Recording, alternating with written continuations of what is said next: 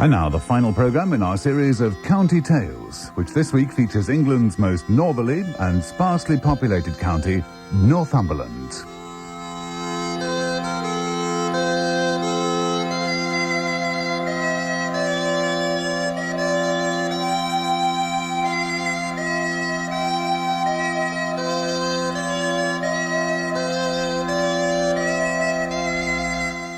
My name's Joe Hutton, and I'm a borderer.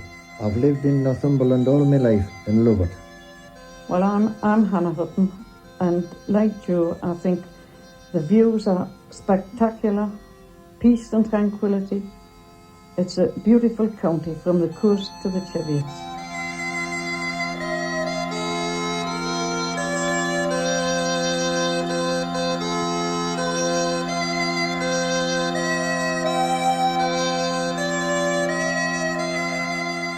I breathed in deeply, inhaling the freshest air in England. According to a recent survey on the growth of lichen, which can only survive in pure air, the only two areas in England with absolutely unadulterated air are Dartmoor and the central section of Hadrian's Wall.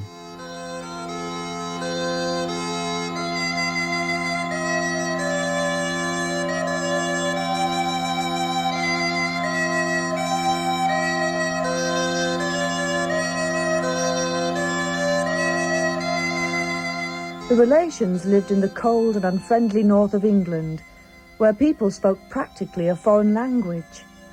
At least Mrs. Crapper, who looked after me since Daddy died, said so, and she ought to know because her sister is married to a man who lives in Newcastle.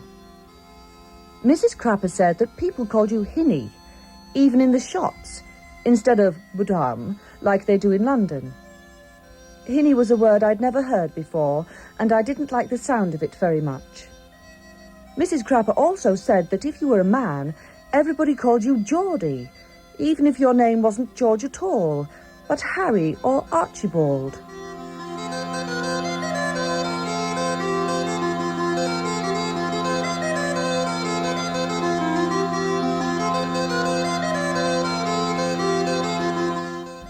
Well, I'm a Northumbrian, and to me, I don't like when anyone refers to me as a Geordie, because I'm not. I'm a Northumbrian. I'm a borderer. I don't know what Joe's feeling is. Well, I would call myself a borderer. And no disrespect to the Geordies. I like the Geordies, but it's just, well, their dialect's different to ours. Well, we would probably say if there was somebody asked you a question and you didn't know, we would say we don't know. Whereas down on in a Geordie would say I divina. That's the sort of thing.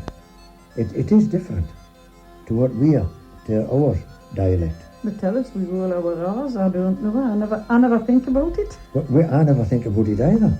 But it's just something that happens.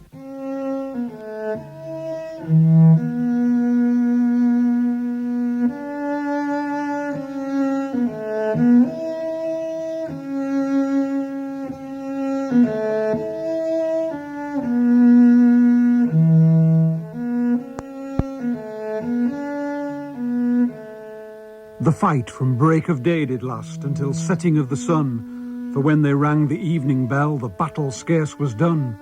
Of 1,500 Englishmen went home but 53, the rest in Chevy Chase were slain under the greenwood tree. Next day did many widows come, their husbands to bewail. They washed their wounds in brinish tears, but all would not prevail. Their bodies bathed in purple blood they bore with them away. They kissed them dead 1,000 times ere they were clad in clay. I sewed his sheet, making my moan. I watched his corpse, myself, alone. I watched his body night and day. No living creature came that way. I took his body on my back, and whiles I gazed, and whiles I sat, I digged a grave and laid him in, and heaped him with the sod so green. No living man I'll wed again, since that my lovely knight is slain. with a lock of his long yellow hair. I'll chain my heart for evermore. The borderer, bred to war, he knew the battle's din afar, and joyed to hear it swell. His peaceful day was slothful ease, no harp nor pipe his ear could please, like the loud slogan yell. On active steed, with lance and blade, the light-armed pricker plied his trade.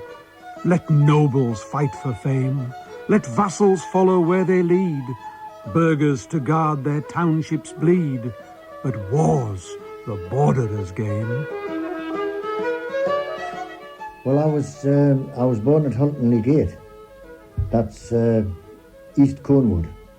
And I lived most of my time, and I went to school at Fellburn, and I lived most of my time. My father was a shepherd at Rock House, north of Holtwhistle, and I went to school at East Cornwood.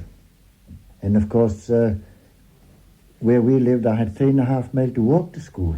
Similar, yes. I was born at Park House up beside Harbottle. I really was born in the Coquet and lived the main of my life in the Coquet Valley. When I was 4, my father moved to Screenwood. He was shepherd at Screenwood. And I started school at Alnham. And I was so keen to go to school that the teacher allowed me to go at 4. And it was quite a walk for a 4-year-old to Alnham from Screenwood. I used to like walking to school because you saw such a lot of wildlife. I mean, when I went away in the morning, I mean, there would be the grouse, and there was curlew, golden plover, and then as you went and you got onto the stone walls to where it was more fields, you had your wheat ears and stone chats and the different kind of birds, and wherever you went, it was different.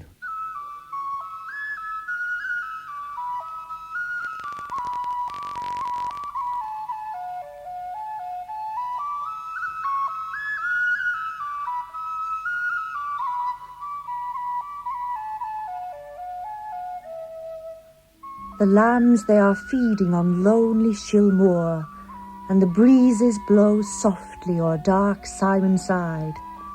The birds they are lilting in every green bower, and the streams of the Coquet now merrily glide. The primrose is blooming at Holystone Well, and the buds on the saff and the bonny birk tree. The moorcocks are calling round Harbottle Fell, and the snow wreaths are gone from the Cheviots so high. I'm an hard horde and I live forward by, and I seldom see out but the sheep and the kye. So I says to War Betsy, I think I will go have a bit look at the Ballindrum show. I will, says hard wife, if there's money to spare, nay doot it's a long time since ye have been there. War pack lambs have selt wheel, they've a long time been low, so I think you might gan to the Ballindrum show. So I gets myself dressed in me brass Sunday clears, and me brass nebbed shoon polished black as twey slays, a big stand-up collar, and me tie in a bow. I looked quite a massa at the Ballindrum show.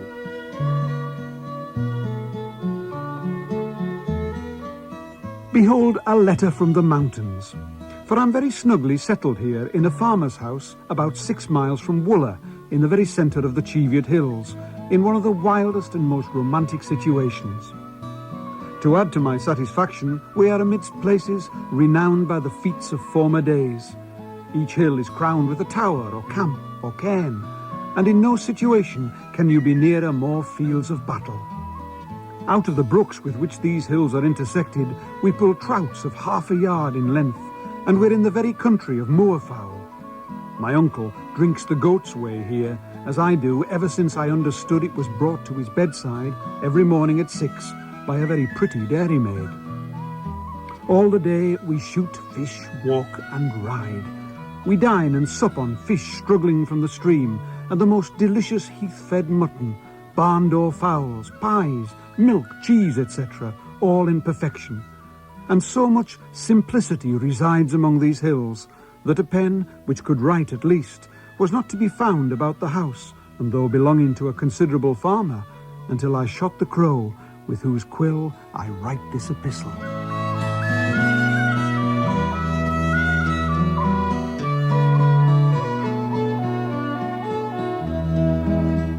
course, there was always a pig kept, because my mother, we always had our own pig, and we had our own bacon, which was cured for through the winter. And then mother had the hens for the eggs.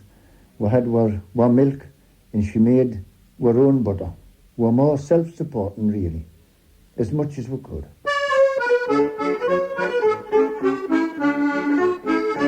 Now the songs about your soldiers and your sailors by the score, and tinkers and of tailors, and many a canny few more.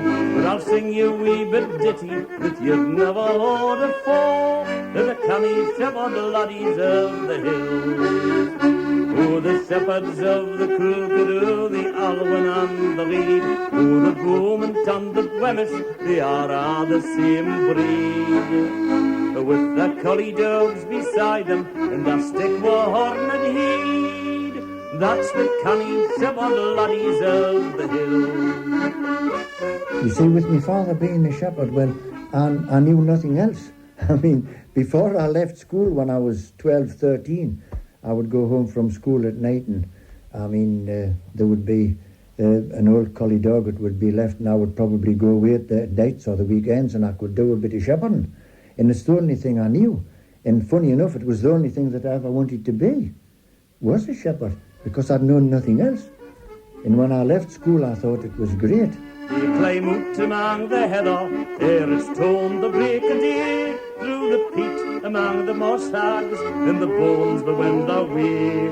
If they see a sheep that's mucky, or a tip that slipped its way, that's the canny shepherd laddies of the hill. Oh, the shepherds of the Crooked, oh, the Alwyn and the Reed, oh, the Beaumont and the Flemish, they are all the same breed. With the collie dogs beside them, and their stick were horn and heed, that's the canny shepherd laddies of the hill. Two lambs, their mother astray somewhere not far away, were sleeping closely cuddled together in the warm May sunshine. They'd watched me for a time, but I sat there without moving, and after a while the two heads went down again to the warm grass, and they slept. Now they send the dog around the sheep that tries to gan out wide, then they whistle with the notes so shrill, the dog lies in its stride. Come by now, come by here, boss, or I'll stick your dusty hide. That's the canny shepherd laddies of the hill. Well, I was a housemaid, but I also had to help with serving at the table, and just keeping the house clean, and doing the living quarters, their living quarters, and turning the beds down, and putting the bottles in the bed, in the winter time, and this sort of thing. It was a different sort of life to any that I had ever seen, I can tell you. And any amount of young people then in that valley, there would be, into the teens of us, I would think. We used to go to the dances at Powburn on a Saturday night. And these things are the memories that stay with you as you get older. Like the wild goose in the hedges. I never see a wild goose, but it takes me back to walking to school when I was a child, when the hedge goes used to be full of wild gooses. And the days when you sat on the cart in the holidays on the hay buggy, the old iron wheeled hay buggy. And, the men then on the farms, they all sang, and that was the entertainment. That was your entertainment, actually, in those days.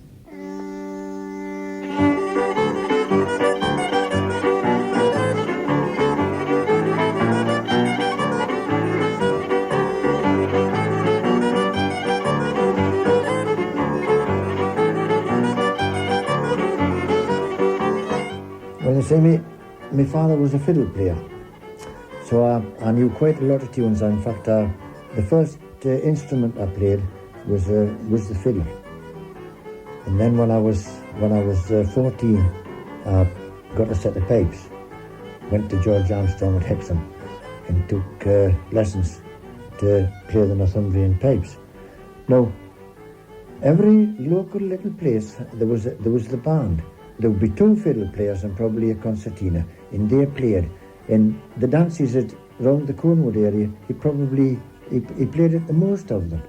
Now Slaggyford would probably have a little band that played there. There was a lot of players at that time.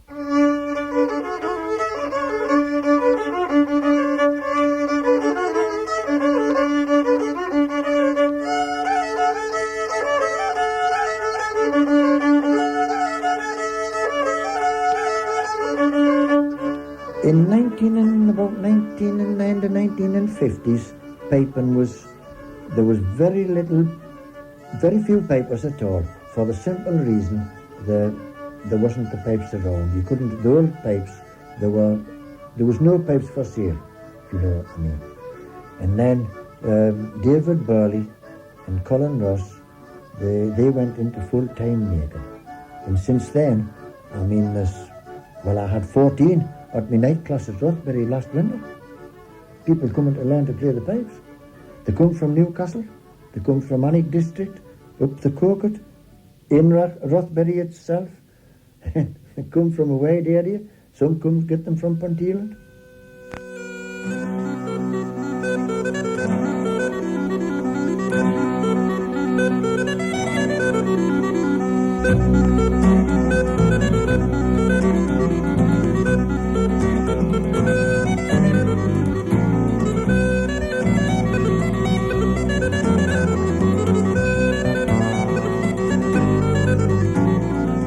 Well, there is players at the present time that are going to try to take the pipes a little bit further.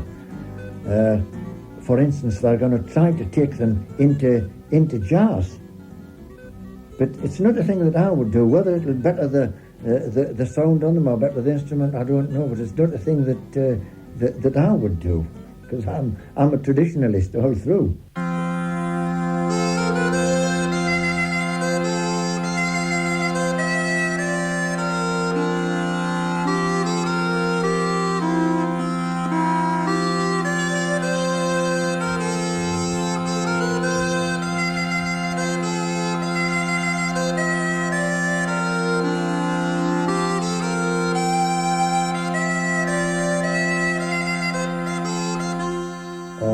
There was bad times. I mean, the winter times. I mean, there was odd winters, in the really bad winters. Well, I mean, in 1963 was a bad winter. Hannah can probably tell you, quite a bit about that. But it actually started in November 1962. It was rain in the morning, heavy rain. And then just about the dinner time, it started to snow. So I thought that I would, go with the hill. So after dinner time, I got my 2 dogs and I went away, and it turned into a real blizzard. In fact, I got lost, and I couldn't face it, and the dogs couldn't face it. When I stopped to try to find out where I was, the dogs just huddled in round my feet, and they were really cold as well. And there was just a little bit clearance once over in the storm, and I happened to there was one big tree on road. And this big tree, I could see this big tree just in the distance. And I was completely off course. I was completely away from where I should have been. And I knew then that I was lost. So I thought the best thing I can do is to make down into the burn, because the burn came right down and past the house. And by this time it was getting dark. And I but thinking back, I did the worst thing that I could have done, because I made down into the burn side. Well, it was quiet and it was deep. It was up to over the knee every step, and it was black dark that night when I came home. It was 8:20 when he came into the in. house. I had lived through panic a time or two in that time, I can tell you. 8:20 in November. And then it was freezing by that time. Everything was. He was. I mean, me buttons was frozen on me Maxproof coat. The Maxproof, it was glazed with ice. And even me hair, anything that it was iced up like. His face was all iced up, the hair on his face. Well, probably hadn't had a shave, mind. It was a terrible day, that.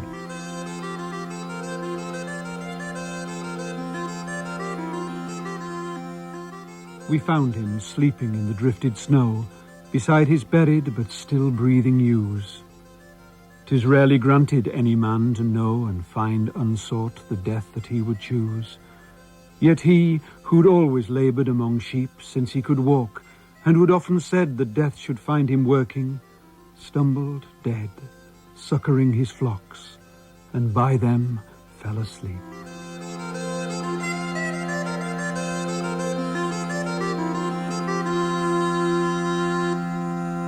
Oh yes, well there was two shepherds, you know, in this district parish that night, in Alnham district that night. They were going back from a mart at Rothbury. It was the term sale, cattle and sheep sale here. They went back to Alnham, and then they were walking back out to Yortley Shank, and they got lost. No, they had the tractor, Julie. They had the tractor. And found the tractor abandoned. They left the tractor. That was it. They left the tractor because the tractor got stuck and they set away to walk. And they were actually nearly home. They weren't far from home when they had to leave the tractor. And between the tractor and the home, they perished.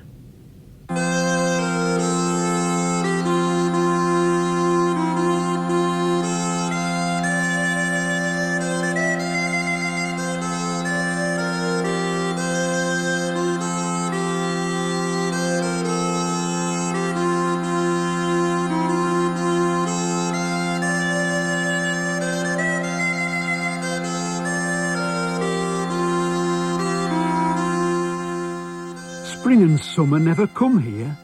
The north wind is always blowing and brings with it cold and snow and storms in which the salt sea foam is tossed over our buildings and rains down within the castle. See to it, dear brother, that you do not come to so comfortless a place. I walked down to Barraburn one day in that storm for tea and to phone my sister because we'd no telephone, you see. So it had to be the phone box at Barraburn. And one afternoon after Joe was finished, I walked down and the snow at the Roadburn foot, believe it or not, was 22 foot deep when they opened that road. Well, you see, the hills, the whole contour of the hills was different, as you can imagine. And at that corner, at the Roadburn foot, it had swept just sheer down into the river, what could be seen of the river. And I went down, I got down fine in the afternoon. And I had my tea down there, came back before dark, and I had a stick with me. But when I got onto that sheer face, I just did not like it. I was frightened. And I kept well up above the footpath, you see. Well, when I got higher up, it was icy and solid, you know. And I let the stick away because I was using my hands to get round that sheer part. And I thought the best way is get down on your bottom and slide. Well, I didn't have trousers on. I have never gone home so fast in my life as I went that night back to Row, I can tell you. After you've slidden down a sheer, icy, snowy slope, I can tell you it was a bit hair-raising.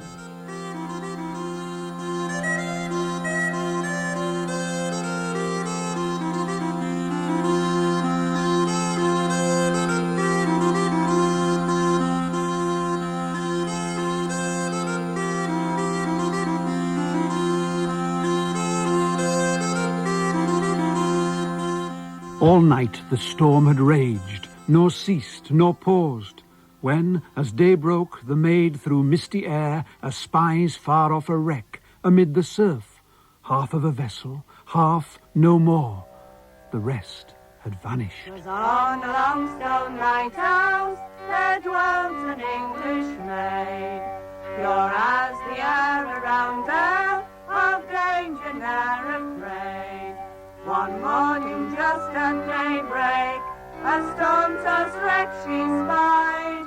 Although to try seemed madness, I'll save the crew, she cried. And she pulled away over roaring sea, over the water blue. At length she could hear the cry of the shipwrecked crew. But grace had an English heart, the raging storms she braved. She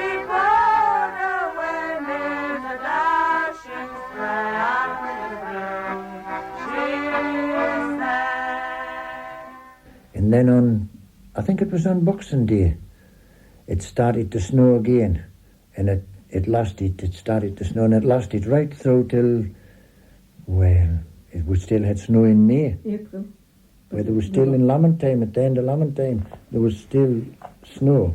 And we had no electricity in those days, no telephone, no metal road. We were totally a hill farm. And the following year, we got electric generators, diesel generators, which probably made the greatest difference to hill life. Well, I think that did, when you could just get up and switch your light and go around the buildings, and you got a light. We thought we were really in clover. If you want a bosom for to sweep your house, come to me hinnies, ye may have your choose. 5 broom bosoms, buy them when they're new, find her the britons, better never grew. Bosoms for a penny, rangers for a pluck, if you win it by, I'll tie them on me back. 5 broom bosoms, buy them when they're new, find her the britons, better never grew. I might have been alone in a painted landscape. The sky was still and blue, and the high cauliflower clouds over towards the south seemed to hang without movement.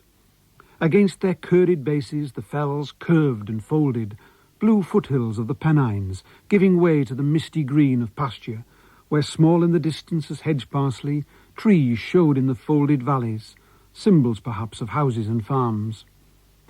But in all that windless, wide landscape, I could see no sign of man's hand, except the lines as old as the rig and furrow of the pasture below me, of the dry stone walls, and the arrogant stride of the great wall which Hadrian had driven across Northumberland nearly 2,000 years ago.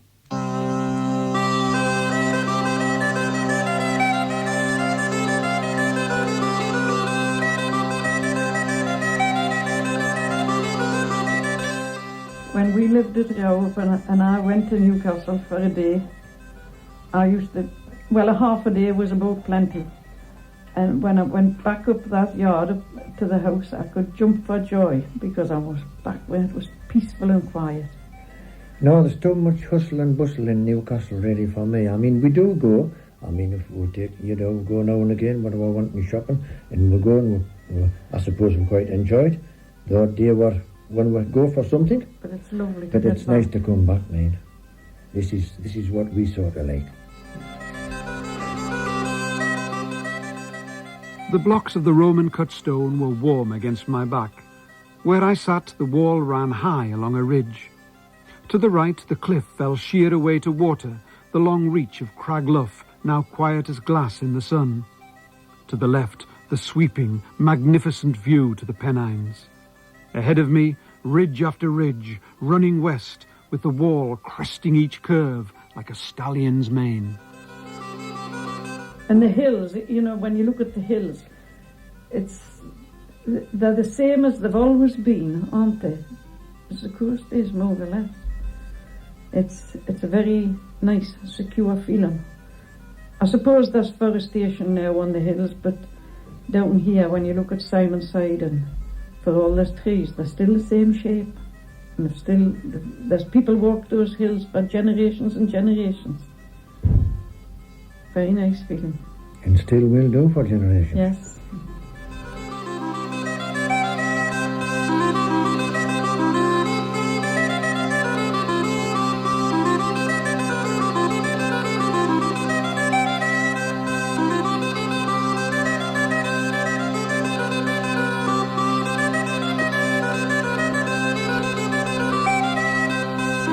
Joe and Hannah Hutton were our guests for that sound profile of Northumberland. The readers were Fiona Welburn and John Grundby, and the programme was produced by Jeff Sargison.